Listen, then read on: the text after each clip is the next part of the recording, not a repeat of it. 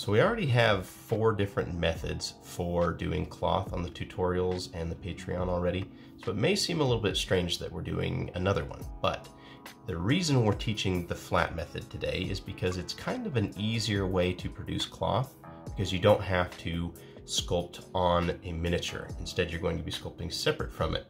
This also means that you can use this method for mass producing lots of pieces of cloth at once and have them on hand to accessorize pieces in the future.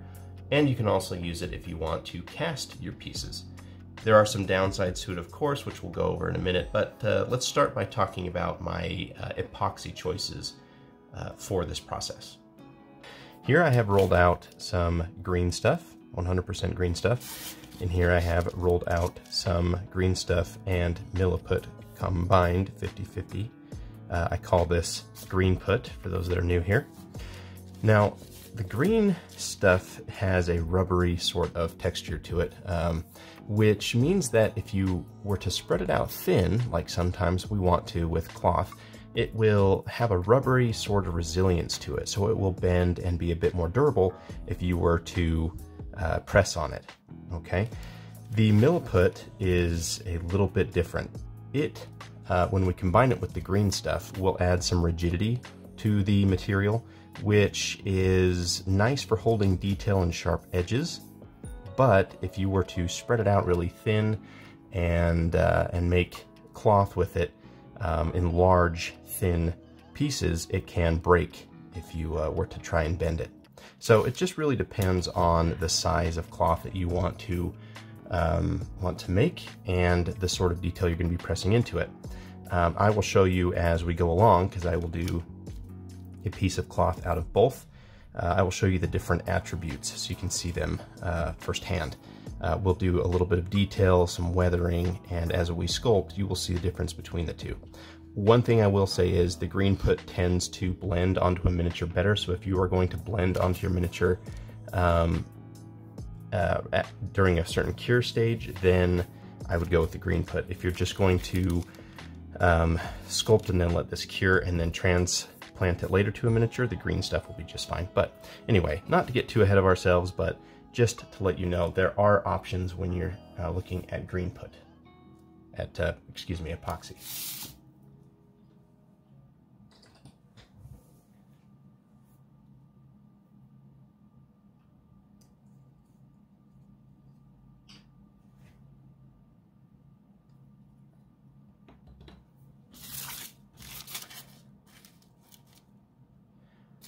So go ahead and prepare your epoxy, roll it out on some lightly waxed parchment paper like we always do. Roll it out till it's about that thin so that it's not too thick. You know, you want your cloth to be thin, but you don't want it ultra thin so that you have problems with it tearing or breaking if it's green put, and you have some space to stretch it out later if you want to. Usually a good idea to keep it covered just in case. A lot of workspaces tend to be dusty, and this will keep it nice and clean. Now we can set that epoxy to the side because it's going to need a while to cure. We're not going to want to handle it while it's fresh and soft. We're going to let it cure for a bit.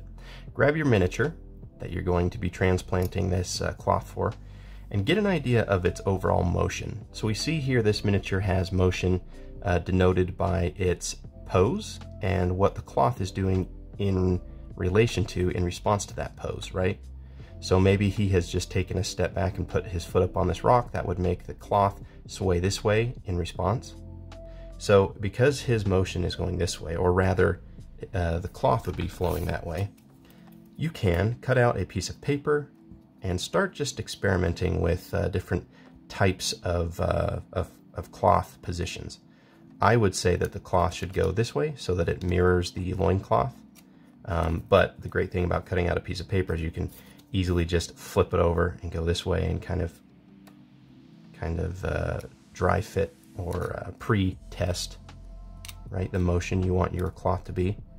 You could also take a picture of this guy and then digitally draw over different methods. But the reason this is important is because this method that we're using, the flat method of doing cloth, the whole intention is for it to be easy, right? And we're going to be sculpting this cloth while it's not on the miniature. all right? Because that's the problem many people are having, is that it's too fiddly to sculpt on the miniature. So this method is going to be easy in that regard, but its really only drawback is that you can't be sculpting with the cloth in place, which means you can't drape it over a leg or interface it with certain things. Really, this method is only for cloth that's going to be free-flowing on its own. So for this miniature, it will work great. We're going to have cloth like that, a cape, and it shouldn't touch the legs at all. So this method should be easy and should work really well for this. But that's why it's important. You need to be able to visualize and decide what your cloth is going to be doing, because you won't have this miniature, it won't be attached to the miniature during the process. You got to remember what you're doing over here, even though you won't have this together with the epoxy. Okay, remember to let this cure. Okay, we're going to let this cure until probably 45 minutes, okay? If you are wondering if you have waited long enough, you can do the pull test. Those that have been around long enough will know what the pull test is. You get a little slice like this, and you're going to pull it out and push it together like this. And if you can pull that loop out without the arms stretching out too far, it's ready. As you can see, I can't do that yet, so this is not ready. This would be too soft and too sticky to work with. We aren't there yet.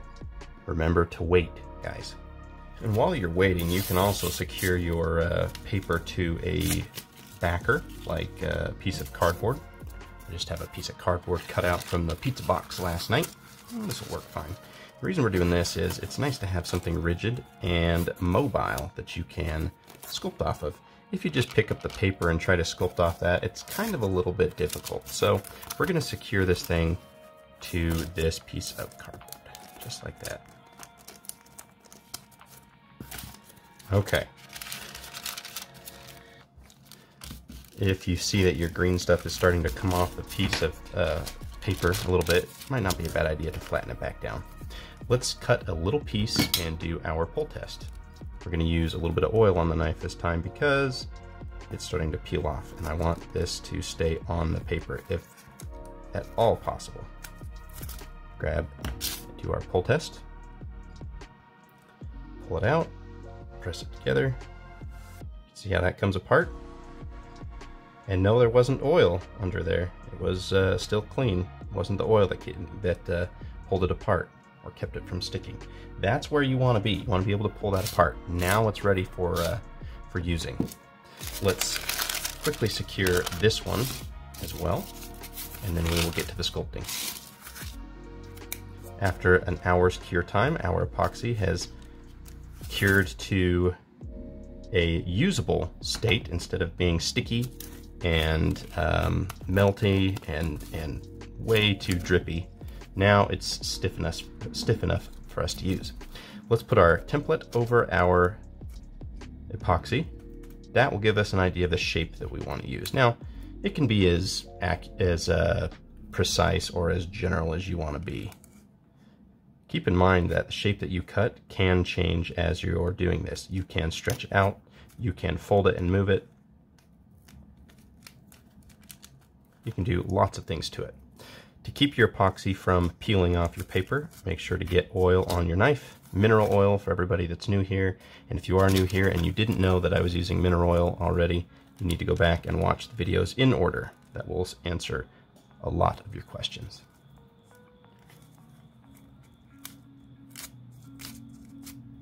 Okay. This one is not the right shape. It's not going the right way. So we're going to cut it out. And we will use this piece for a different miniature at a different time. Okay. You will notice that the green stuff, the pure green stuff, is a bit more flexible. It is also coming off the paper more easily.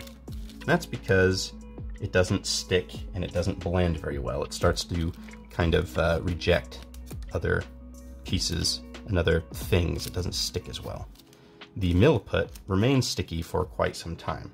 So you may find that you have to flatten it back on there to get it to stick a bit. Okay, let's sculpt. let's start by getting some oil on your fingers so that this doesn't stick to your epoxy. And let's get some oil on, let's say, a needle. Okay, the reason we're doing this is because I don't want this to stick to my finger, right, as I'm working. So first thing I'm going to do is get my needle and then get my thumb and fold the green stuff over. Okay, let's zoom in a little bit. Let's just fold it like this. Okay, roll it over the needle. This will add a nice little curl. All right. Then let's get the needle under here. Get your finger and your thumb and just press down over it, just like that. All right. Now, pay attention to pushing down over here at the end of the cloth and not so much up here. If you push up here, what will happen is you will print the point of your needle and you'll create a fold that doesn't look realistic. Remember that folds start very subtle and then they get very dramatic at the end. All right. You can also get a cone tip brush, rubber tip brush. You can get that in there and you can follow the tip of the brush up further. It's because it's not a metal tool, it's not going to impress in the green stuff as much. All right, so just press and then pull it like that. Just slide your fingers up and your tool. You see how that slides and doesn't stick to the green stuff because we have the oil on our fingers? That's what we want. All right, so just get in there, find the tip of your tool and press out. And this can be as dramatic, of course, again, as you want. Now what I'm going to do is turn it over here. And I'm going to press down with my brush and roll this fold over. Okay, then I'm going to take my finger, lift up, and just drag the whole thing into a sweep like this. All right, not bad. You see how this has started to come up on this side? That can be good. That can add some interest and some detail. It's not a bad thing. All right. You could also take some tools and leave them in your epoxy like that. So as this green stuff eases and it droops, it will droop and keep this up, you know? But I'm going to set this green stuff to the side. It was very rubbery to work with. It doesn't stick to the paper well. And you can stretch it and get it thin and it won't break. That's the great thing about the rubberiness of green stuff. However, it does ease and this will eventually flatten itself out, so you got to keep working it. All right, let's move on to the milliput. You're going to notice that the milliput is way stickier than the green stuff, and you can actually tear straight through it if you're not careful because it doesn't stretch and bend like the green stuff does, but it will hold its detail better. Okay.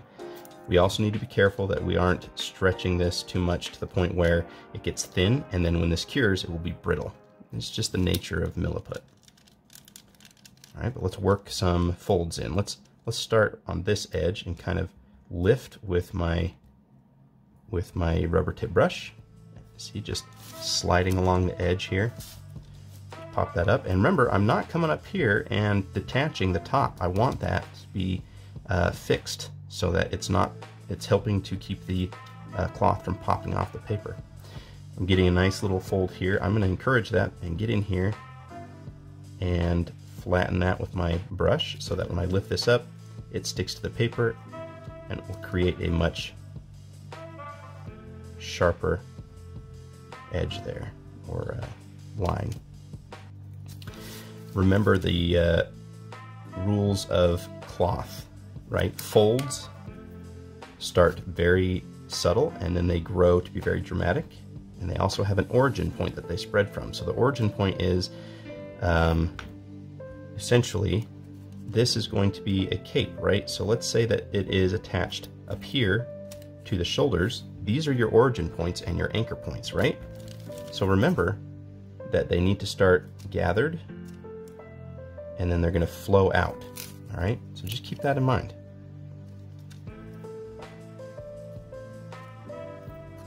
Get under here, and we can maybe we'll make another arch here, another little spot there. like that. I like that quite a bit.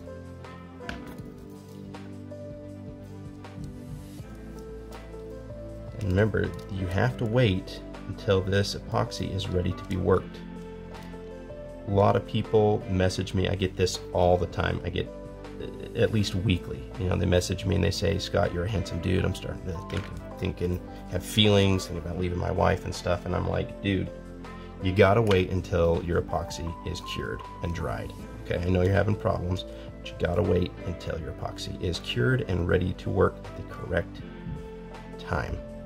All right, you see that? Let's go back to our green stuff.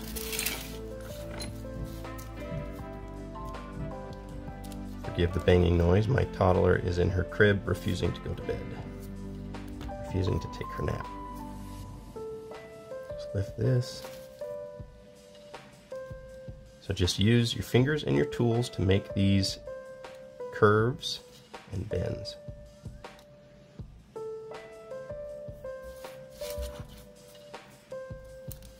I'm going to come over here and I'm going to lift on this end so that this pops up, and I'm going to scoop down and then pop this up as well.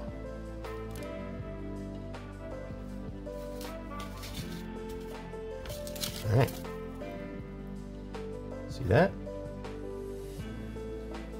Remember to work your green stuff. It will start to droop and sag. All right. So just keep working it. Get your tool in here and polish in those low areas, and it will actually, like a taco, it will start to fold up. That's what you want. Okay.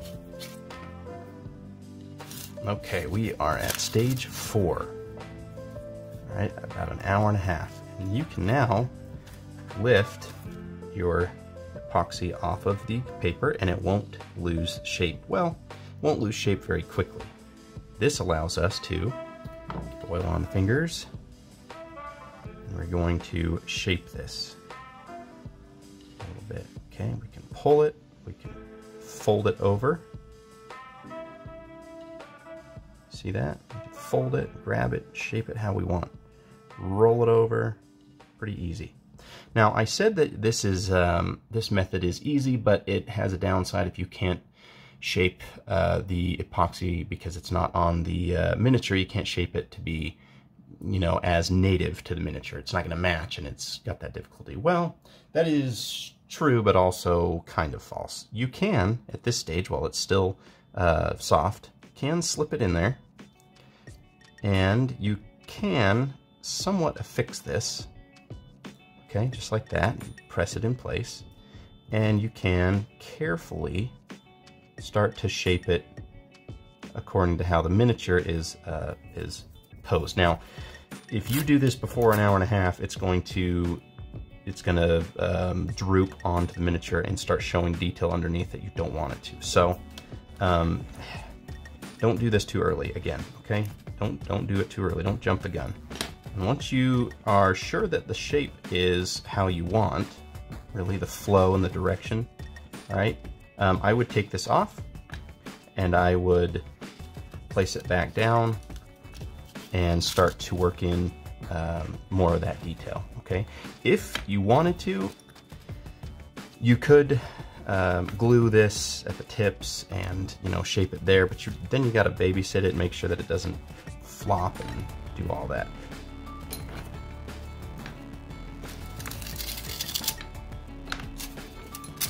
Another thing you can do is put a piece of parchment paper underneath, like this. And you can also go like this, right? And then you could let this cure a bit more, and what the paper will do is keep it from drooping onto the miniature and getting detail that you don't want. Okay, so there's a method there. It's another idea. All right, but I really prefer to just have this on the paper and be working it almost until it's cured. That way you can get a lot of really good detail that you can only get if you are able to press against the board here, okay? And then when this is cured, then glue it on the miniature. All right, but experiment and figure out how you like to do things, okay? Get that nice and folded.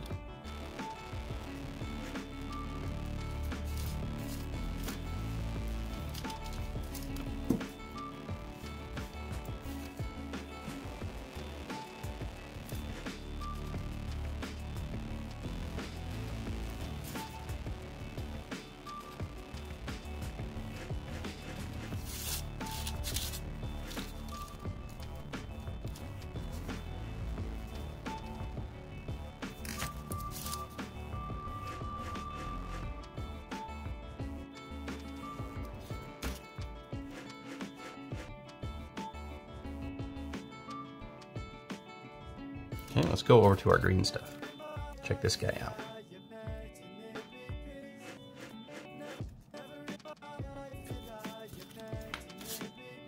And you can flip your epoxy over as well and work on the folds on the back side too. Check this out. Pull it over on that side. See that? Best way to just clean that oil off your fingers is to just get some alcohol. That will help dissolve it. Okay, we are closing in on stage 5, 2 hours of cure time. All right, what I'm gonna do now is get a little bit of alcohol on the Q-tip. We're gonna make sure that our miniature is nice and de-oiled, right? You can also do the same thing to our epoxy. And you don't have to do this part, okay? You can just let this cure as is and then carve it and work with it later, like I will show you in a second.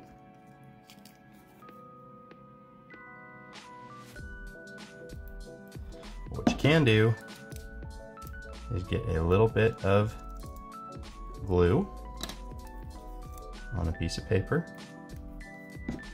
Secure to the shoulders where you want it to be anchored. And you can get your cloth, stick it up here. You can just press that into place, and once it's glued, you can see how it doesn't droop, and we can work on it on the miniature. See how it's not drooping and showing the detail underneath, right? You can get in and work it with your hands if you wanted to. You can pull it and stretch it and look at it from the front, right? And that is one method of attachment. Now just make sure that you're done with your detail though, because if you were to sculpt on it now, it's going to press against the miniature and it's going to show detail coming through that you don't want, right?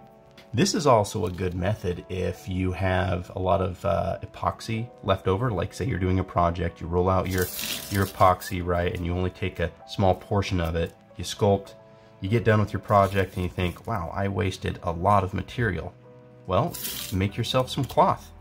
It may not look native and natural exactly to the miniature that later you use it on in a few days or a year later, but you'll have some cloth on hand that you can throw on for some accessorizing or whatever else. You could have a whole box full of different pieces of cloth that you've made with spare epoxy that you just had laying around. It's better than throwing it away, right?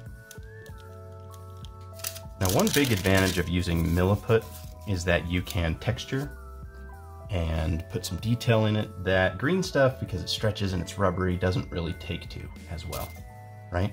Let's say that you want to make like a fur cloak that you're going to sculpt some fur onto later. Well, milliput will cure a lot stiffer and be a lot easier to sculpt on top of. And just like in the fur cloaks video, you can tear up the underside of it just with a spoon tool and a little bit of oil. You can tear up the edge so that it looks a bit more organic, right? Looks a bit more like pelt.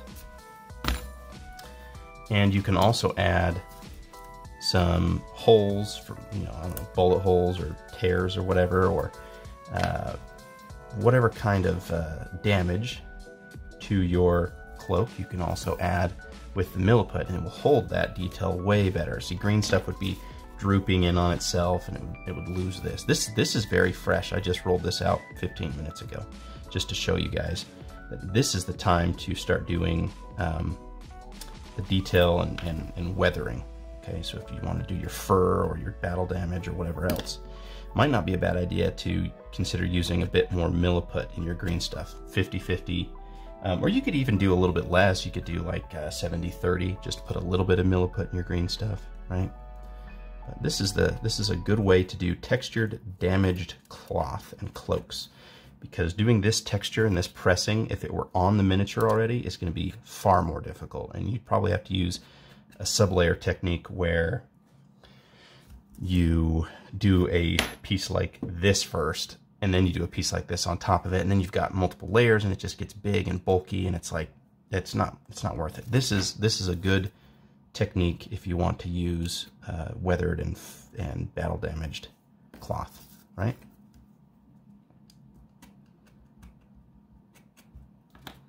And if you're going to blend onto your miniature, it's a good idea to use green put.